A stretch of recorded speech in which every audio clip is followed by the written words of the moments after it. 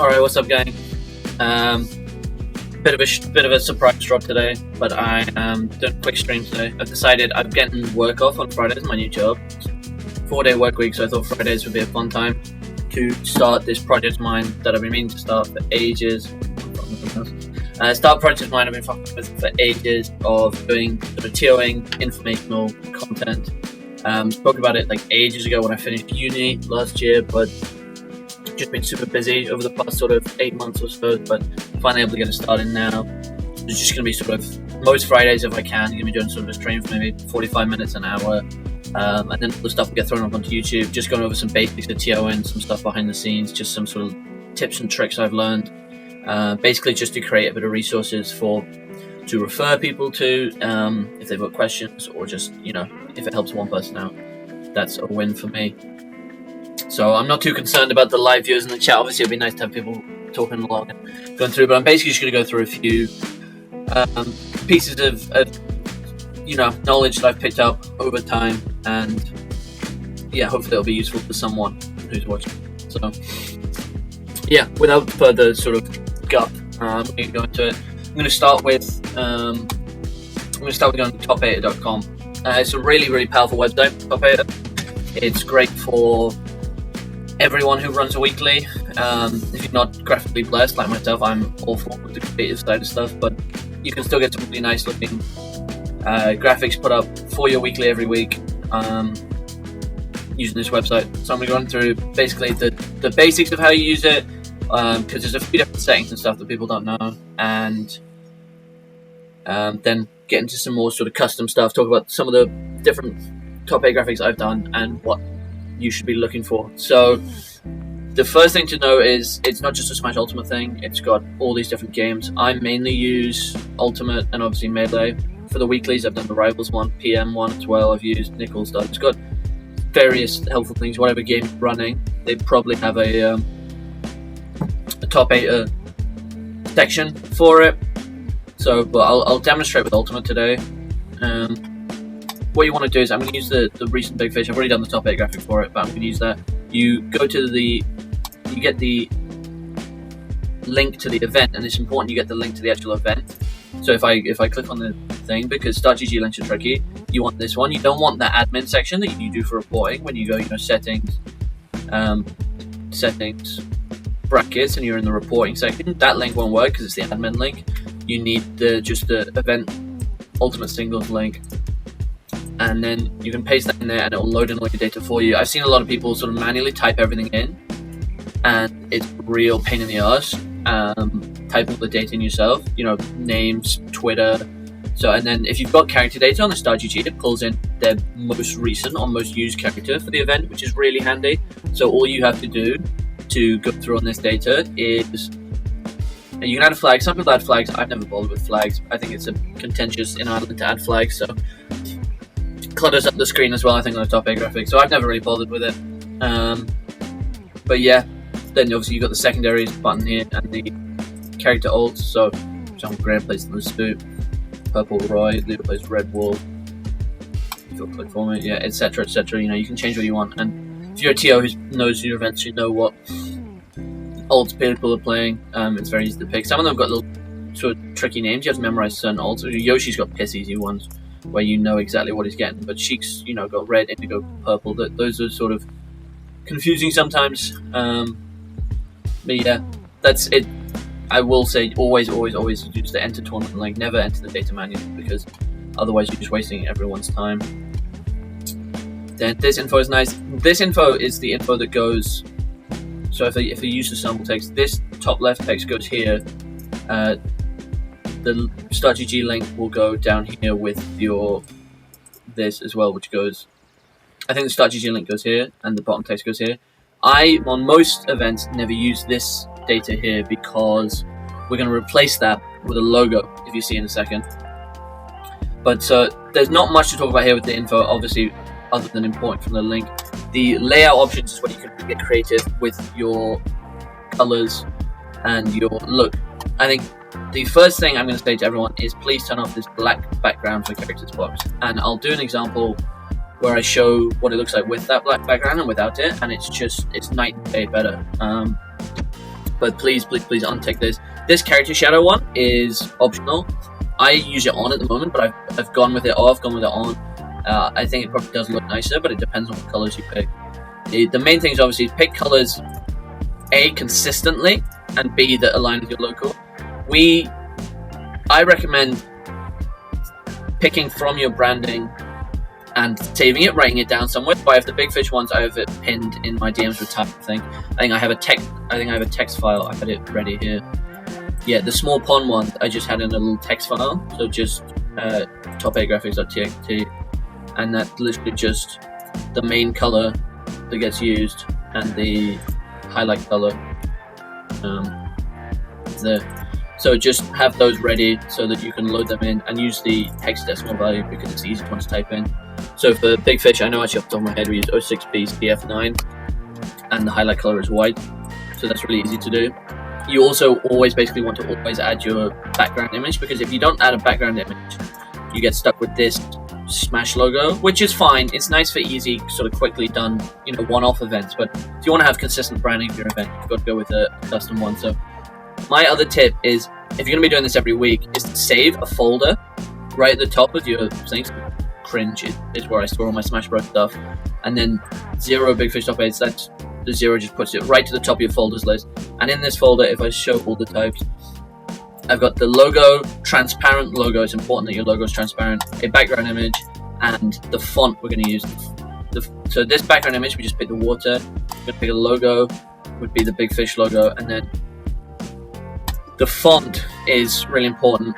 There are 2 fonts or 3 fonts in the top 8 already, but I think it's really good if you've got a custom font, if you've got custom branding for your local, to upload the font to the website. So if you've ever seen a Big Fish stream, in the overlays we have the custom font headings, and in the on top 8 graphics we have the custom font. It just adds so much more personality. As long as it's readable, obviously it makes looking at the graphics way prettier. And then I also say match the font color here. In general, the rule of thumb is to match it to your main color here, would be my advice. But obviously, CF9, to each their own.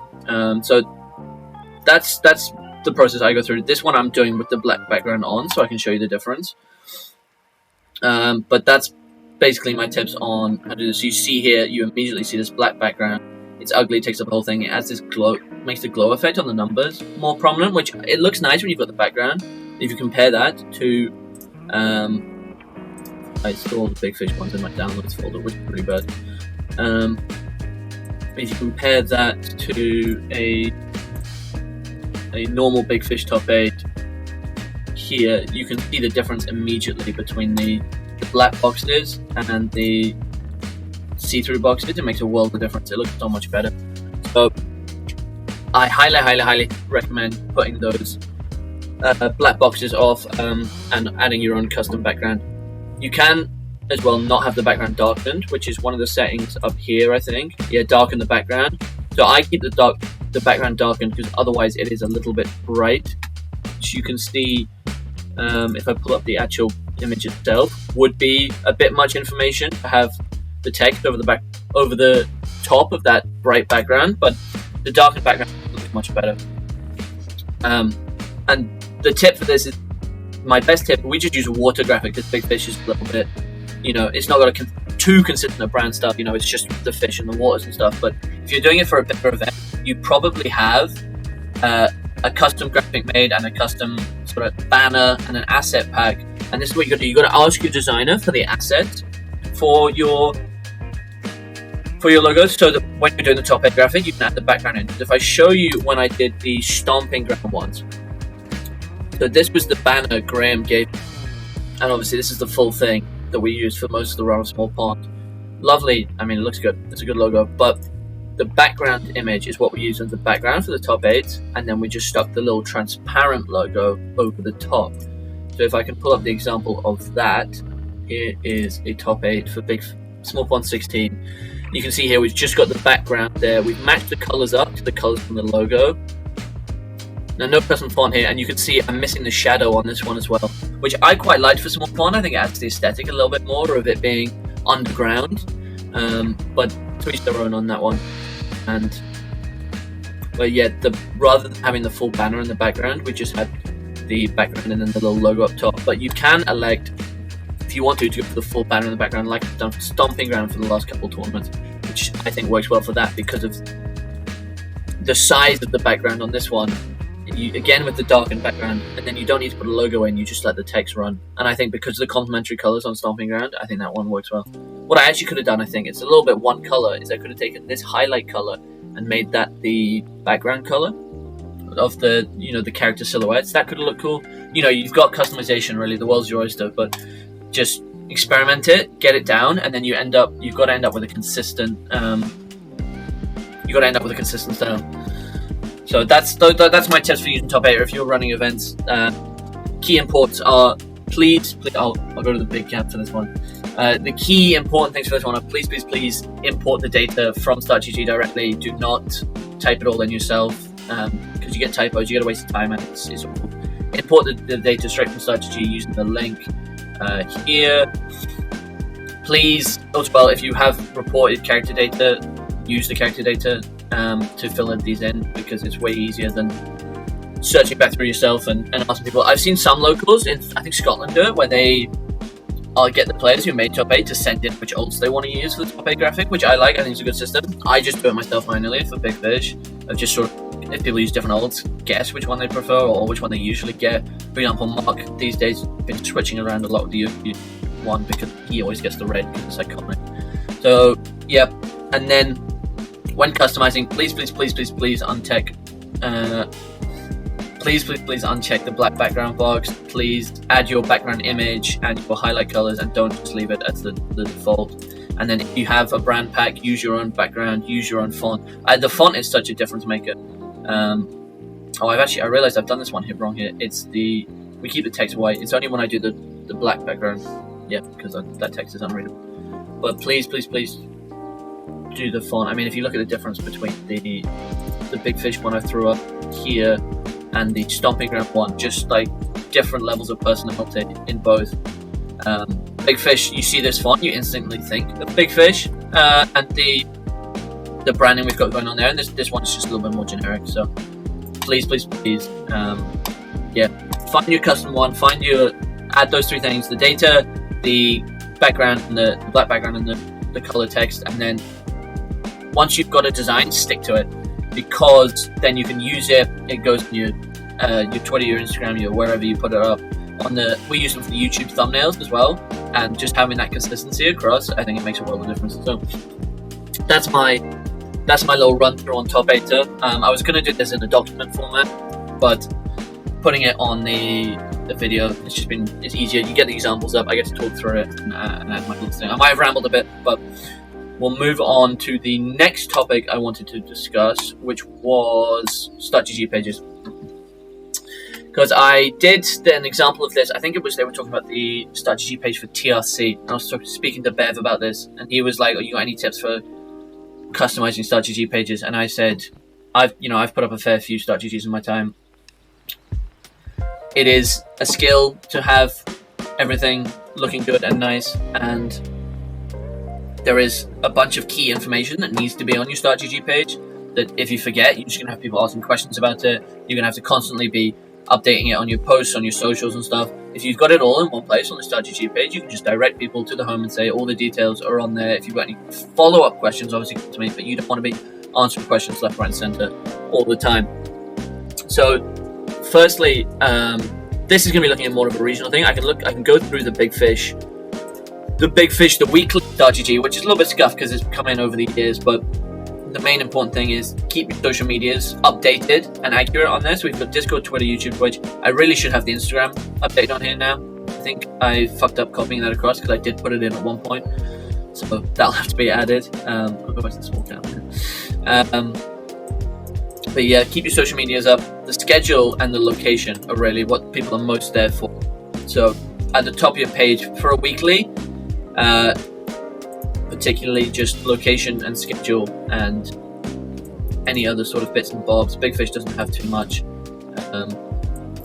really going on. But for a bigger event, you're going to want to add a lot more information. I mean, these are the examples I've pulled up. Region has a ton of great information on it. Tons and tons and tons and tons and tons of information. So I'll go through sort of a checklist of what you absolutely need to go on, and then there's sort of two distinct styles of how you do a StartGG page. I'll sort of go over the pros and cons of each and how you do them, and a little bit look of how editing a StartGG page works. I think this one I'm admin on. This one I'm admin on. Yeah, so I can edit a couple StartGG pages as well and show you sort of what that looks like in the background. But we'll start off with the information you've got to get down. So we'll use, I know I got it right for Turf War 3, so we'll use that as an example. The first thing you want, I like to put up, is a bit of a banner, a logo, or a trailer up on the front screen. So we've got a trailer here on Turf War. Kingdom has a trailer at the top as well. Like, just really fundamental stuff. Get your banner, get your trailer, something to catch the eye immediately and reinforce your branding again on the StartGG page is really handy. Then you scroll down, a little bit more advertising, a little bit to sum up what the event's about. Some events are more unique than others, like a Turf War or a Salmon Run, for example. You do need this little blurb at the top just to say what the premise is, what's going on, and what games you're running, sort of basic stuff, and keep that at the top of the page there. And the most important thing, I think, the thing I get asked about the most as a TO is about schedule. So at the top of any good StartGG page, within one scroll or two, you got to have, where is it? It should be right at the top of the, yeah, Gone Fishing again. Any good TO should have the basic of the schedule has to go up top of the thing. So it's a little bit of info, catch the eye, and then schedule should be abundantly clear when people are supposed to get to the venue, what time their brackets are running at, how long it's going to be, what time you're going to finish at is the most important things to get across, so people can book their transport, they can plan, do I need to stay a night, can I do it in a day trip? Please clear and early what the schedule is. I think you shouldn't be going live unless you have at minimum a tentative schedule on your StartGG page, because it's so important. I mean, for me, deciding whether or not I'm going to go to an event will be, what does the schedule look like? Genuinely. Because it's, for example, if it's a Dublin event, if it's starting early in the morning, you know, if it starts before 9 or 10, I'm not going, because I have to wake up at 6 a.m. And, you know, if people are taking public transport, it's 5 a.m. they have to wake up at. So they're not going to come to that. So please get your schedule in early. Let people make their plans early, and it helps you get more attendees as well and fewer dropouts. Because if people are able to plan their travel when they sign up, they'll be more committed, because they'll sign up and they'll book their bus and train or whatever they have at the same time, and then they're all booked in, they're locked in, and they're going. Which a lot of people, if they've not got a clear schedule early doors, will sign up because they're excited about the event, and then the schedule comes out a week before the event, and it's, actually, I don't think I can make that. I've got this plan. I'm doing this the night before. I've got uni on Monday morning. Blah blah blah blah blah blah blah. It's always these things. If you release a schedule late or it's not clear, so please have that at the top of your page immediately. We've actually got it in 2 different places on the Gone Fishing one, because that's so awesome. The schedule's the most important one. Then as you go down, there's sort of some basic info you've got to get across. Rule sets have got to be on there. Melee, I used a link for it, and Ultimate has always got a picture one, which is really nice. I love it. There was a Melee picture rule set, but so many people just know the Melee rule set off by heart anyway. It's sort of pointless. But yeah, rule sets got to go on there for new players, stage lists. Finances have got to go on there, so the entry fee, so venue fee has got to go on there. If you're doing early bird or different venue fees, they've got to be on there, publicized. Bracket fee, and then prize pot as well. You don't want to have people asking you about the prize pot, because once you set that as a TO, it's like bottom of your priority list is the prize split, and you don't want to have to be thinking about that, and then, I said this to one person, I said 60, 30, 10 to one person, but I to another person I said we do 50, 25, 15, or 10. I say we do top 3 or top 4. It gets confusing, so just have it here on your StartGG page nice and early. And a lot of this sort of secondary info, I like to hide away in these little drop-down menus. I'll show you this when we go through the StartGG page, but there's different ways of doing this info. I like these drop-down menus because you can title them really easily, and then people who are going back to the page to look for a specific piece of info, you can find it really easily with by following the titles. I will say hello to everyone in the chat, by the way. I'm trying to not be too interrupted while I'm going through the info here, because YouTube won't be able to see the chat when I put this up there. So, but yes, thanks for everyone watching, and hope you're all okay on your Friday afternoon, nearly the end of the week. But yeah, so that's what I like to do on this. So yeah, entry fee, social medias, and volunteer sort of comms, equipment, volunteer forms. I like to keep it 3. It depends on the size of the event, how many of these forms you do. Every event will have a comms form. Depends how big your TOing team is, where you need a volunteer form, and an equipment form is obviously the size of the event. You know, like big fish stuff, we don't bother. Big fish stuff, we don't bother with putting an equipment form up, really, because like if we're not going any bigger than about 64 people, we already own all the equipment. So it's just like switches that need brought, and that can be done a couple days in advance. But like if you're running anything bigger, like a turf war or a TRC or a gone fishing or whatever, we need people to bring a couple monitors. We need TRTs. We need someone who's got second stream equipment, etc., etc. So an equipment form is nice to have that sort of tucked away in one place. And then anything past that, really, this is sort of the bare minimum. Anything past that is sort of optional. So you've got a trailer, is obviously nice to put up there. Vince got pictures here on his Turf War 2 stuff he did, which is really nice. Travel guide, I always say, is very helpful. I don't believe we have a travel guide on the Big Fish Start.gg, which I should probably update. But we have one on the Big Fish Start.gg, I believe. Or on the Fishmas one, certainly, at least. I think.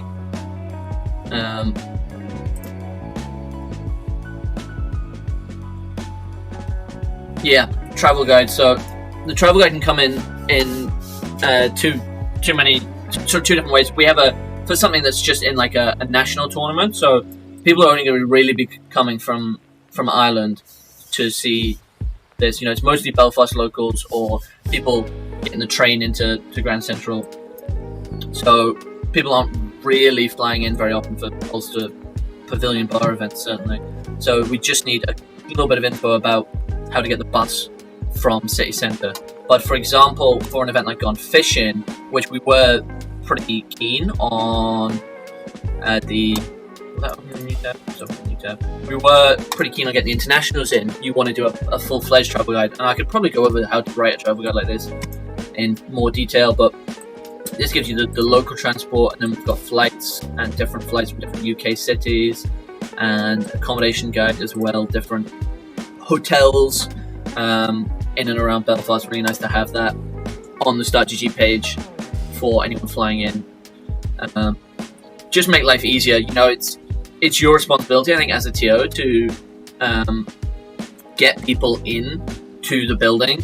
And you know, I think as well, it's been sort of a standard set in Ireland by Vince, who goes above and beyond, but we've got to follow his lead, that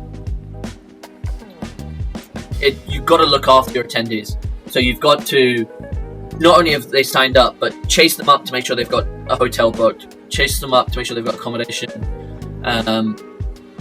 chase them up to make sure they've got travel booked and they know where they're going and stuff. Just keep on top of it so that they have the best time and your event runs smoothest, so that you know you're not having to queues on the day, you're not having this, oh, where's this person, oh, this person's gone lost. You know, you should know where most of your attendees are. Obviously they're adults, so it's their responsibility, but yeah, I think travel guide and an accommodation guide at the minimum for a big event is really helpful.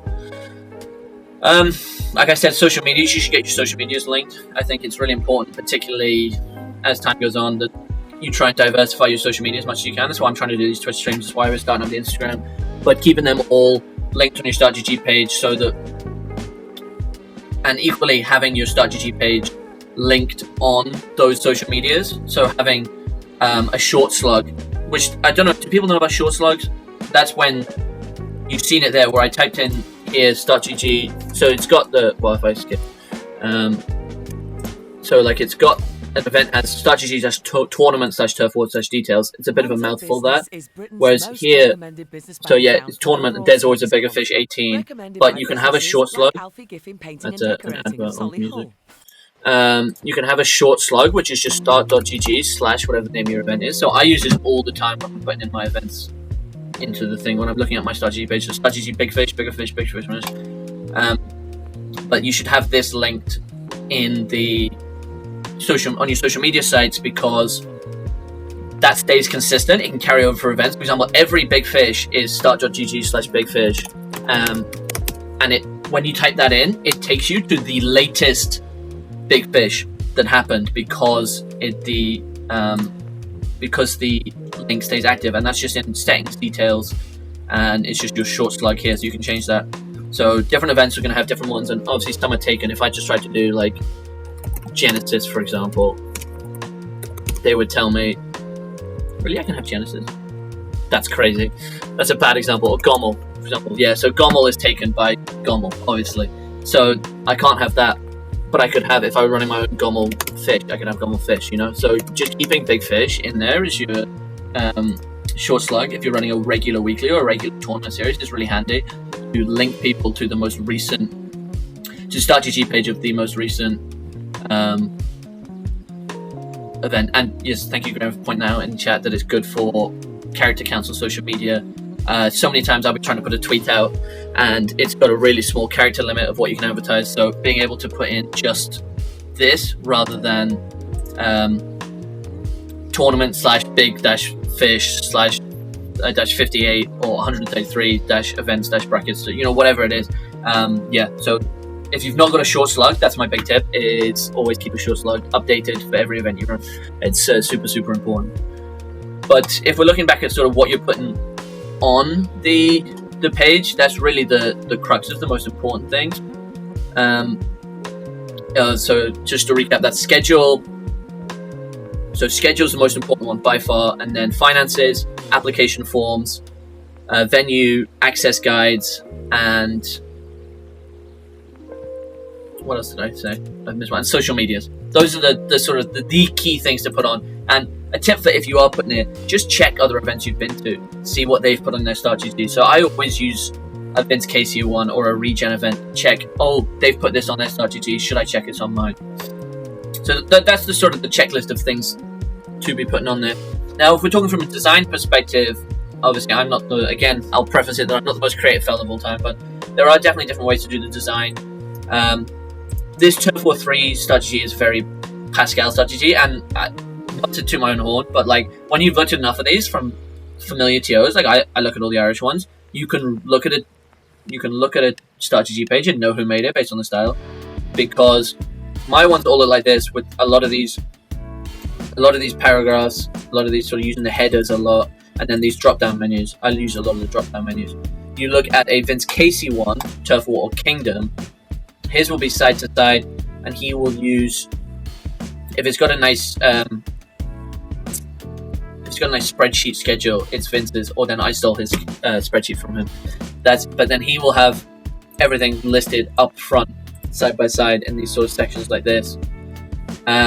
Or if you've got the budget and you've got a graphic designer on the team, you can go for these really big, sexy, fully graphical strategy pages, which look so much better. They really sell the event. I think it really shows you your high budget, your professional. It's obviously a lot more work, but it can pay off. I mean, this gun fishing one's beautiful that Graham did. And what you do with these ones is you bury the link in the images. So, for example, this schedule, it's a link, and it links to our public spreadsheet of the timetable, the stream schedule. Same with the social medias. You click on each one, and it takes you to the link. So if I click on this, we're gonna, I believe this pulls up a link tree. Yeah, so it pulls up a link tree we have, and then we can check out all this stuff. Really handy to have. I didn't know we had a link tree. Actually, I should really get that off him and update stuff for it. But yeah, so these external links, again, the commentary thing, it'll link you to the commentary form. These are way nicer looking, way more professional, but they do come at the cost of sort of more time, and they if I sort of lift the hood on how these look, we can edit a section and see that the image comes. It's just a hyperlink. It's really, really easy to do the linking part. Obviously, getting a nice graphic is good. It's going to be tricky, but getting a hyperlink in there really isn't too difficult. You edit image again, and so this one doesn't have a link, but here we can go back up to the schedule, and it's just simple hyperlink to the Google Doc that we saw. So that's, if you've got the time, you've got the budget, and you've got a sort of an in-house graphic designer, like we have gone fishing with Graham being a core member of the team, as opposed to, for example, an event like Turf War 2 or Turf War 3. Tom Popstar did all the graphics, and they look lovely, but he wasn't in-house part of the team. He was, but it was very much more of he's been contracted to do these graphics, and he does these graphics, and then that's that. We would have had to pay more if we wanted the beautiful StartGG, so we just have it looking with the text in it. But Regen, again, did a really nice looking one, and I don't have perms to edit this one, even though I have admin perms on them. I think I only have reporter perms on them, but again, this one uses the hyperlinks, and I think they do really nice StartGGs. This is obviously a much bigger scale event. Their trailer is beautiful, by the way. Watch that trailer if you've got time for it. But this is actually another nice piece of info that you can update on your StartGG page as time goes on. It doesn't have to be a fixed thing. It can be edited between your initial go live date and your thing is to add registration closing date as a sort of it can act as a bit more of an advertising boost. If people go on and they see, oh, there's only 5 spots left, or oh, registration closes tomorrow night, I have to sign up right now, or this or that. And sometimes you have people who miss the registration closing date if it's buried down in the thing. So sometimes 2 or 3 days before the event closes, adding this, it depends on the thing. You know, if it's a big event like this, 2 weeks before. If it's just like an Irish regional, a couple days before. But adding that up the top there is really nice. Really nice little tip to keep that info as it becomes more relevant over time, moving it up to the top of the StartGG page because it's more important. So you can play with it over time. It can be an evolving thing. It doesn't have to be just created and then sat like that for 2 months, 3 months, however long your advertising timeline is. You can fuck about with it. It's a push and pull as an evolution, which is nice. But yeah, I can take a look. I'll go into the Turf War 3 StartGG, and I'll show you a little bit more about editing StartGG pages. Obviously, you've got a logo and a banner here. These have to be of a specific size, which is really annoying. StartGG has size limits and file size limits on what you can do with these logos. So you may often have to be cropping them down or pressing them, storing them at a lower file size to get them to fit StartGG, which is really annoying, but worth doing to get a look best. For example, it wasn't the full graphic. It obviously cuts off some of it at the top and the bottom, but I had to make it fit. Or Tom, I think a lot of graphic designers who work with Smash events a lot will know the StartGG banner size and the StartGG logo size. Usually you got to tell them, oh, I want a banner and a logo, and that's going to cost more money if you're asking them to do a banner and a logo, so be wary of that as a TO. But I think it's worth getting the banner as well, because as often as well, the banner, you can get the asset of the really nice background, and we can use that for the top 8 graphics like I was talking about earlier. So that's worth doing. Then StartGG, when you're editing a homepage, you get it into these sort of sections. And then within each section, you have different pieces of content. And you've got all sorts of different things you can add. You can add Markdown, which is basically just the normal text boxes. You can add an image, a video, and then I never really bother with these, but you can have people, for example, that's the StartGG attendees or the StartGG staff. So like that's these sections down the bottom where it's got the attendees and the admins. You can play about with that as well if you want. You can add extra contact info, I'm pretty sure. And then you got to be careful when you're here, whether you're editing the layout or an actual widget. So if I hit edit markdown, then we can see here, this is how these get laid out. These hashtags are the markdown, basically affect their titles. So if you do 1, it gets bigger. 3, it gets smaller. So it's heading 1, 2, and 3 based on how many hashtags you have. You can also bold certain text by doing double stars. You can italic certain text by doing, I believe it's double. There's quotes. There's details. You just look up strategy markdown or markdown. It's the same on Discord posts I do when we post things. If I pull up the you can see the announcements. For example, this reminder has a header 1 here and then a header 2 here, which gives it a bit of extra pop. Oh, that's not what I want to do. Gives it a bit of extra pop on the announcement, which is worth looking into your markdown for splitting this up, because if you were to get rid of all the markdown here, for example, this block of text here, it has a lot of marking going on. It's got bolding and this, and then it's got these bullet points down the end as well. If you brought that up just into just one block of text, it's really hard to read, and you're not, like, when you sign up for an event, you're not reading through everything, especially if it's not formatted well. You're just going to click through and ignore it. But if you need this information to be gotten across to your attendee, it's really important to play around with the formatting to make sure it's as readable as it can be. I really like this. This is another thing. To set up bullet points, you just do space dash space, like that. Just dash space, and that adds the bullet point for you, which is really nice to have.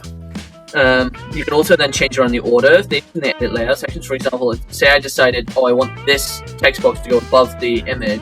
You can drag and drop, and it's a little bit finicky, but once you get the hang of it, you can move the order. You can move that to its own section if you want, which then has its background. But we'll leave it where it was now. I don't want to play around with it too much. And yeah, so edit the section. You can then move stuff about. You can go to side by side. You can go to 3x3.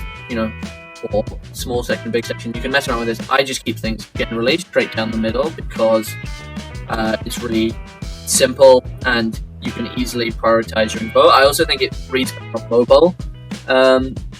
Just everything down the middle, and official sponsor of Team GP, it's another effort. Rightly so. It reads better on mobile, and it keeps your order priority better, I think.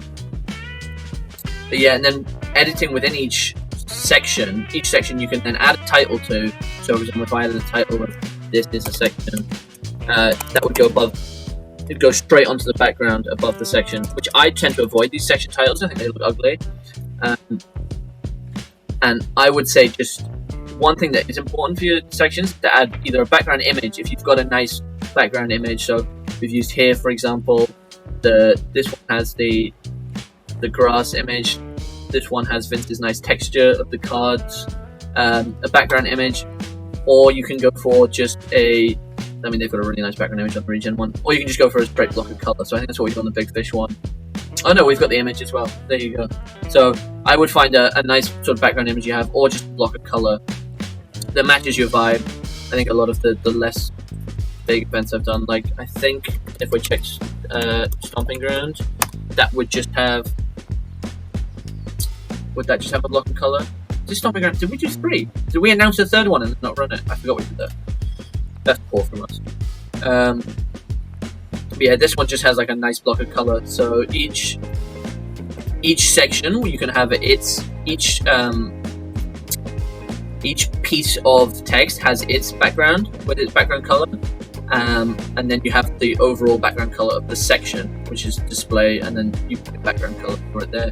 Or you have a section can have a background color, or you edit the page and the whole page can have a background color as well. So you can have different sections of the page blocked out into different colors or different images in the background, and it allows you to again keep eyes and keep everything formatted nicely to draw attention to the important stuff, the important info you want to get across. Because ultimately the point of this stuff is it's not just to look pretty. At the end of the day, it's you have information you need the attendees to see and to understand. So this is all about directing their eyes in the correct place to get the info best across best as you can. And for events that are more important, it's obviously more important to do that, to get more info across or less info across. When editing the a specific section. You have a markdown section, which you'll have mostly text boxes. You have different ways of putting these up. So most of them you'll just use as a full text box, but these drop down ones I like. They have a required title that goes across here, or you can have a widget title that goes at the top, or you can use the header in there. There's plenty of customization you can do. Basically, that's what I'm saying. Go in and play about with it. You will figure it out. It's a little unintuitive, as is everything with StartGG, unfortunately. But that's sort of, I guess, why I'm trying to do this, is to give you an idea of how you get it. And basically, I will fully tell you, if you are creating one of these from the ground up for the first time, please rip off other StartGG pages. It's not like a copyrighted thing. Go and copy from Big Fish for your weekly, or go and copy from Kingdom if you're running a monthly. I really do recommend just stealing everything, because they already have all the info templated and you just put in your info. They have good layouts. If it advertised well and it did well, it's probably got a good enough StartGG page. The info is gotten across, and then you review these. I've gone through the various ones. You can say, oh, I like the way it's split across two, so I'm going to do that for my StartGG. Or I like that they had the full graphical thing. This one had the trailer halfway down, which I like. Or you can say, oh, Kingdom having the trailer very first thing you click. I like that because my trailer's really good, etc., etc. Take from it whatever you want, and basically, customize it as much as you want. But I think we've gone over the most important stuff again, which is schedule, and then social media, venue, address, finances, and volunteer forms. Those are the 5 most fundamental things to get across on your, and rule sets as well are good to have on the StartGG page. Those are the most important things that you need to have on there. If you've not got those, go and update them now. I'm going to be updating the Big Fish StartGG page probably tonight, because it's clearly missing a bunch of information. But yeah, I think those are definitely the things worth taking a look at the most. And I will cancel all my unsaved changes so I don't fuck with the Turtle StartGG. But I think I've gone over the basics of how the StartGG page is laid out. It's once you get adding sections, you can sort of drag and drop, and you can sort of do. I keep it pretty basic on mine, to be honest, but you can really get quite creative with your background colors and your images, and each an image getting a link, and then you can have a thing. One thing I will say is these boxes of just having a plain background color for white text is really nice. But if you do change it to a paler color, it will match the text for you, which is really nice. You don't have to worry about text color; it does that for you, and then you can sort of be complimentary around that. I would match these again with your branding and with the background image you have, and really, yeah, you can make whatever you want work. So that's probably the run on for StartGG pages. I was going to go over Irish PR. Do people care enough to go over my opinions on Irish PR or for Ultimate, or do we want to? Did anyone get any questions about any of the stuff I went over on the TON? I can go over. Yeah, how many people are in chat? I've probably lost a lot of viewers from rambling on and being really boring. Oh, it's actually doing alright. But yeah, it'd be interesting to see what people think. If anyone else has got any extra tips from TOing, I know we've got a few TOs in the chat. Just catching up on the chat now.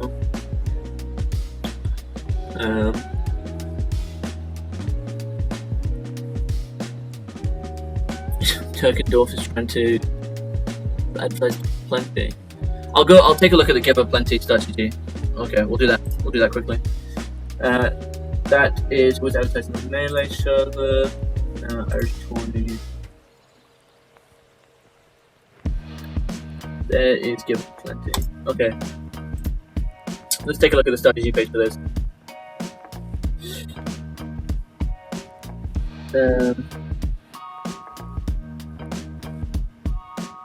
I like the banner. I like the logo. It fits. It's good. It's good. I would definitely say we are missing a bit of info on the top. At minimum, I would say you want a Discord link on here, because if that's where you're going to be advertising your event, I would say you need a link to either the TNA Discord or the Melee Discord, whichever one you think is going to be more useful to advertise towards people, I would say get that linked at minimum. You've got the location, you've got the schedule, so it's in contact info. Yeah, I would keep that right at the top, to be honest with you, because I hardly ever check down here, and a lot of the time this is incorrect information down here. So I would throw a link. You've got plenty of space up here, so I would throw a link to the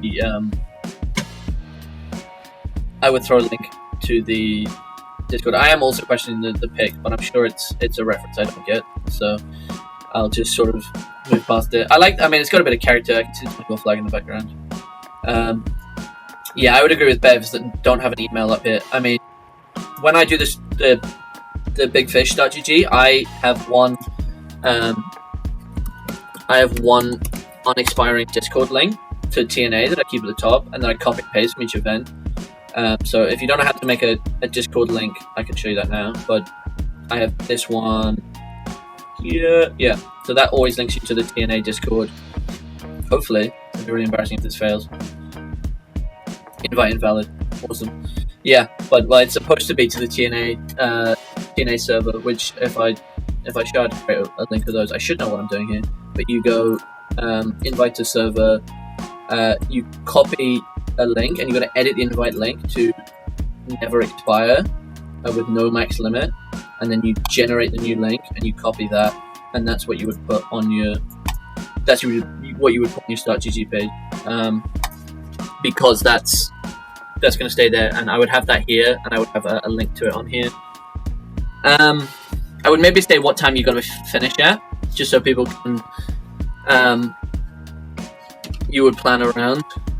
Other than that, you're not, just for a weekly, you're not missing out on too much, really. I mean, like, you've got the branding colours, like, it looks, you get the job done. For a weekly of that size, you're not looking to do too much. I would say for a melee local, you don't really need the equipment plea. We have a plea for equipment. I don't know if registration is free or not, but I always think it's nice to have a message saying support the bar. If you're in a bar, I don't know where the venue is, but I think it's nice to say, buy some food and drink, no outside food and drink if that's the rules for you. Just sort of little basic like that. I mean, you could fill out with a little bit more info, even just give a quick shout outs to TOs, or something. But I would definitely, the Discord link, a social media link would be the most important thing I would put on there. Mr. Token Door.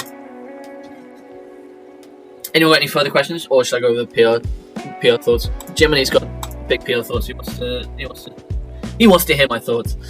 I'm trying to think if there's anything else to go over. For anyone that missed earlier, I went over top8er.com. So that's the top 8 graphics we put up for the weekly. How you end up going from sort of nothing to very basic stuff to, where's my downloads from? Not here. It's not here. How you go from basic top 8 graphics to something with a little bit more personality, like these ones. If it look up, yeah, more personality and more branding. It's got really dark in the room. I should turn the light on. But yeah, so I'll go on YouTube probably straight away after I finish the stream. If you want to catch up on that and the info I dropped on the start.gg. But yeah, I'll start going over some Irish PR thoughts. The first thing I wanted to look at was just actually the TTS, because this was a discussion we had maybe about a week ago in Smash Island that I think was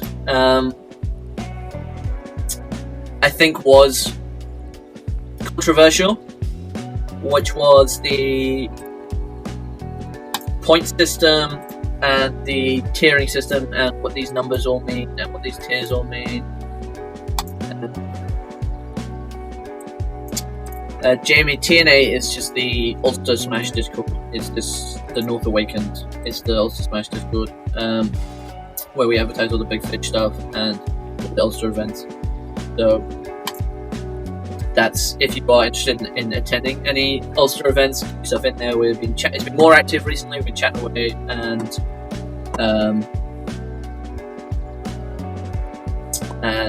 yeah, it's called the start.gg links for all our social media, etc., etc. Don't worry, Jiminy, it's not just TTS discussion. I'm going to briefly go over briefly go to the TTS, and then I'm going to give my thoughts on. Basically, I've got like a list of like 20 people who are PR contenders. So yeah. So the TTS stuff, it's sort of, I do think it's in need of an update, and we're definitely going to have to take a look at it at the end of this season. But I wanted to do a quick sort of explanation for anyone that doesn't know how we end up with these numbers. How to, if you don't have one of these at Melee players, how to create one of these, which makes the tiering events way easier, and getting an idea of how stacked an event is way easier. So this points value number is really what's the most important thing. It's how basically important an event is for the PR season. This is calculated by it's the number of entrants who are then, there's different players of different values are at each event. So if I get the player values, you're worth 5 points if you're on the Irish PR, and you're worth 3 points if you're on a regional PR. And so that then gets added on. So 27 entrants, but 3 of them were 5 points. So you do, I think it's minus those numbers, plus then regional bonus points. Regional bonus points is calculated by how many events you start off at. I think it's 100. Is it 100? Yeah, it's 100 divided by the number of events your region has had this season. So Leinster has had 1, 2, 3, 4, 5, 6, 7, 8, 9. So it's worth just over 11 points. Each event gets bonus points, and Ulster has had 4, so it's 25. Now this is capped at 30, so you can't have more than 30 bonus points for a single event. And the regional bonus point system is basically just to encourage smaller events for traveling. Now the points of contention were basically that these tiers mean nothing, and I agree. In their current state, if we compare it to last year, obviously it had more events, but we had a much more even spread of tiers. I think this year, just with things slowing down, we've not had as many of these 50 plus people, 40 plus attendee tournaments.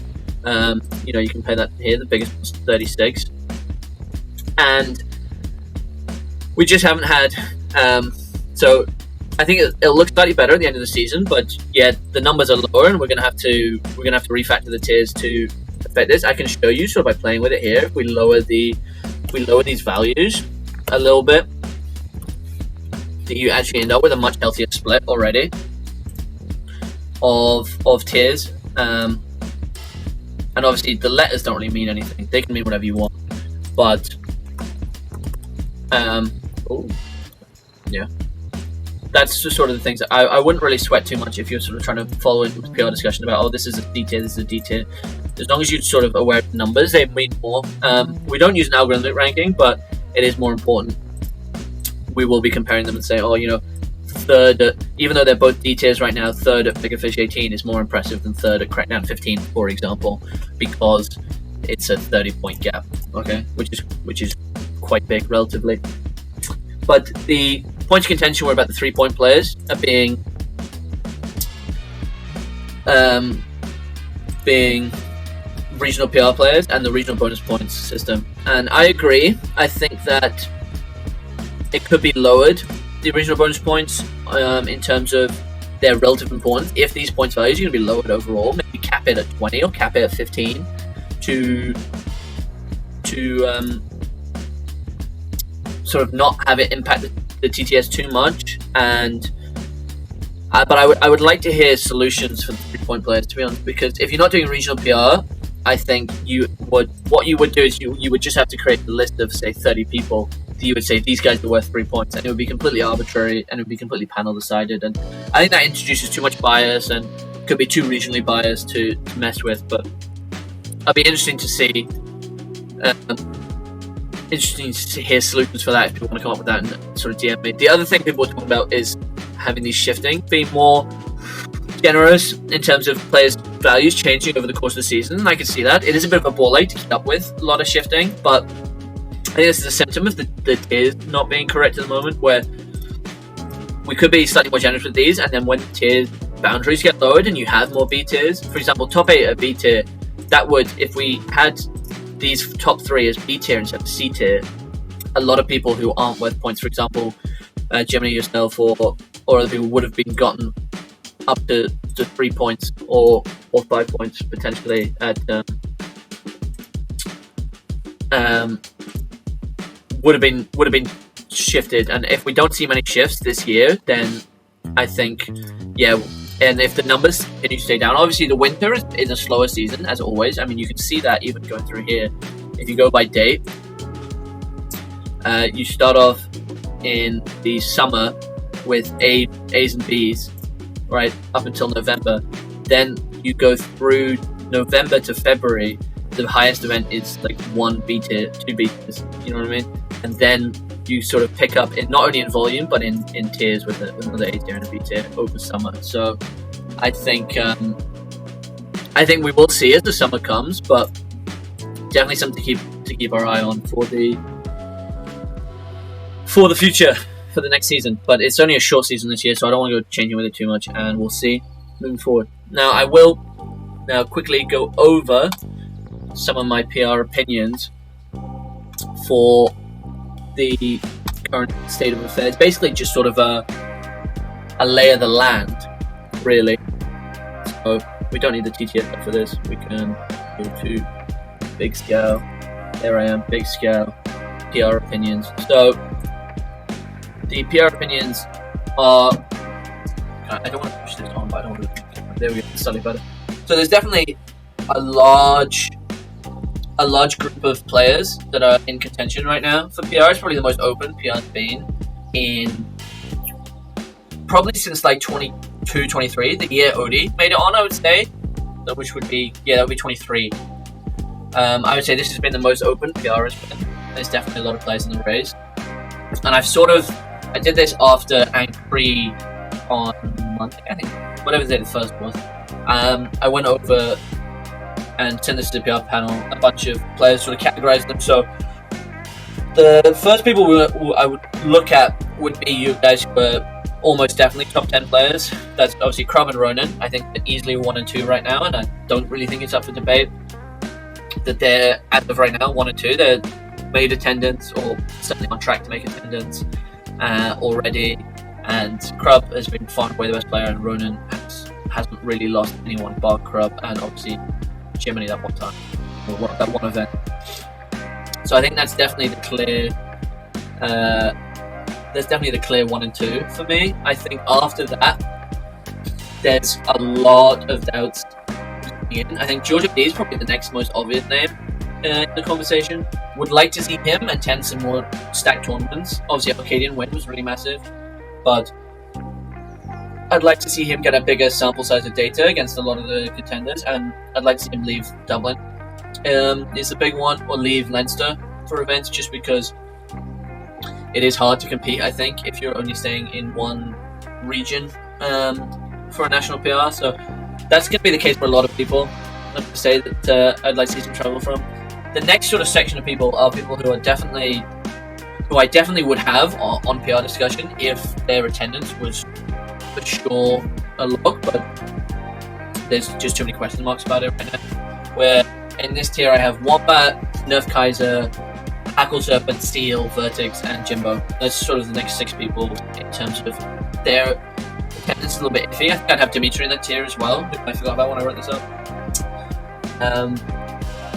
But yeah, like Nerf Kaiser has got the most attendance there with 4. You only need 1 more event, but apparently tired, so I'm not sure about that. Wombat and Vertex got 2 events each. Jimbo's got 2, but he DQ'd from losers after losing to Cowboy Dan, so who's to say in that regard. And then you've got Seal and, well, Hackle Serpent's been to 3, but he hasn't shown us since November, so I'm slightly concerned that he won't make attendance. And then, yeah, Seal, 1 really, really good run. He was going to have 2 if he'd shown up to Korea, and then he would have been in serious conversations, but it's now looking pretty unlikely that he makes PR, unfortunately, for he's a class player. So that's that's the sort of lay of the land in terms of, I mean, that's already 10 names I've mentioned, and probably we're not going to see most of them at the PR. Then I have, assuming, let's say, 3 or 4 of those guys attendant, and the proper run, which you're looking at about 2 or 3 spots at the bottom of the table, which I think is where it gets really interesting. I've got 5 names as sort of my lower end tier. where things are really up for debate. You've got Jiminy, Graham, Leo, Yamcha, Cloda. I think at the next tier, who have put in good performances. I mean, both Graham and Leo have had very similar seasons with top 8s down south and top 8s up north. Graham had a really good bigger fish run, but Leo did well at Crackdown, but he's taken a couple more losses. I don't have Graham above him. I think Jiminy did really well, especially with Ankri. Juice lives by himself in this conversation. His bigger fish was really nice. Taking down Chloe and Graham, who are both sort of close competitors, getting the head-to-head over them is a really nice bonus. It says Seal's going to both Crackdown and TRC. I'll believe that when I see it. I'll believe that when I see him in the flesh. But I'd like to see him broken. I mean, I think Seal's great player. He's hype, and I've got 2 wins on him. But but I very much doubt we see him, to be honest with you. At least one of those TRCs, I think. I don't think I'll see him. But yeah, I mean, Chloe has had a really weird season because she's been really good, but also really inconsistent. Like, she just oh, that's fair enough. Then I agree. But yeah, I think her season's really sort of up and down. Like, her losses have been really high profile. Obviously, the one to me is not great, and neither one to Emmett. But like, she still did well at that bigger fish when she lost to Emmett. She still made top 8 at Ankri. She's still done pretty well for herself. Overall, she had good attendance. She did well at that Crackdown when she beat Leo and the one that Leo and Graham went to. She did well at. So, yeah, I mean, I think she's definitely in the conversation, but she's got some high-profile losses, and it'll be interesting to see where she ends up. I mean, TRC is going to be so crucial for a lot of people in this sort of band because of its size and the competitiveness it's going to be. Did she get 9th? Sorry, Jim. I mean, 9th and 7th, same placement. Worst is Emmett needs to look and goes more. He's on my next tier player who I would love to see travel and do well because they have the potential. Yeah, but then the other one I have in here is Yamcha, who needs to go down to Dublin, but in his time in his like 2 or 3 Belfast events, he's done really well. The Gemini wins, bigger fish were really nice. Or at Fisherman, whatever fucking event it was, Fisherman, I think. And I think he's just been very consistent at what he's shown up at, but he's probably going to take a step up and sort of beat a couple of the Leinster contenders if he wants to like solidly get on. And obviously he did lose to Graham, which was rough. So for his season, so I think he'll have to go above that. Other names in contention are, I call this tier long shot, because it is very much I'm really not sure you're making this, but like you could if you have a really nice 6 months. So the list from there is Chipper Pup on Twitch says nothing wrong with losing to Graham. I mean, a Mellow Mike loss would be worse, but yeah, Graham losses. It depends where you are. If I lost to Graham, I'd be like, oh damn, I lost to Graham. But if you're the likes of Yamcha, you're like, that's bad, you know, because he's Yamcha. Yeah, then I have long shots beneath that, which is like John Barrett, Killster, Average, Silver Bullet, Pascal, Inspector Goose, Emmett, Greg, Snook, and like maybe Saxon Priest might be in there as well. Like it's a lot of people who are like, oh, they got a couple top 8s, but oh, they got a couple not. You know, they're sort of, it's very much like anyone in that tier can beat anyone else in that tier. So it's basically just sort of keep your eyes on them and see out of them which 2 or 3 starts beating the other ones, and then that will be where you end up with at the sort of the end of the season. Like, oh, you know, does Emmett come down and start beating Leinster play? You know, does he come down and he beats Average and Greg or something? And then you're looking at it and going, well, fuck, Emmett can make PR, you know? Or does Goose go on another great run and say, you know, he beats, you know, maybe takes up a Leo win, beats me or beats Average or something, or Kipster or something. Again, you're thinking, you know, maybe there's a chance, but I think a lot of these players will probably miss out. They'll probably be in the 15 to 20 range, so 12 to 20 range probably. I would have said Sassy Priest, but he lost a thingy, so I think he's it for me. But yeah, I think there's a lot of these guys who are like sort of in and thereabouts, but would have to either travel more or up the consistency or the peak wins. So, like, for example, I mean, if I look at myself there, I've got good attendance, and decent consistency, but no like top tier. Like my best win is like I've not got a top tier win, or like you look at Snook for example. Like he's an outlier because he's had a really quite poor season, but he's Snook and he could still win if he logged in. You look at a guy like Emmett who has really good wins, but never put a big run together. It's always sort of one win here, one win there, and it's like you'd like him to take the next step and put 2 or 3 wins together and get a big placement. So there's a lot of players like that in and around this, and I probably haven't mentioned a couple names that could be really sharp, but that's probably the Pascal PR overview. So yeah, that's my take. I won't ramble on for too long. I mean, if you missed any of the stream and you're interested in TOing stuff, go back and check it out. I think it was some useful info.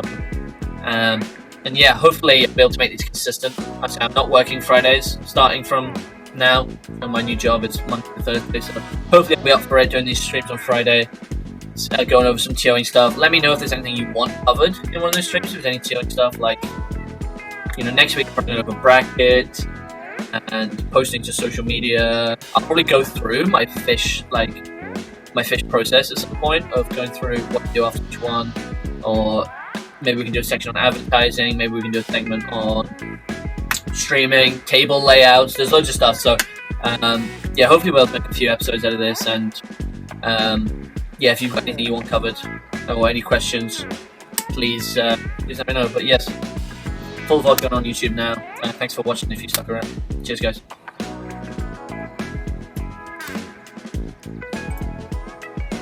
Find the end stream button. Fuck's it.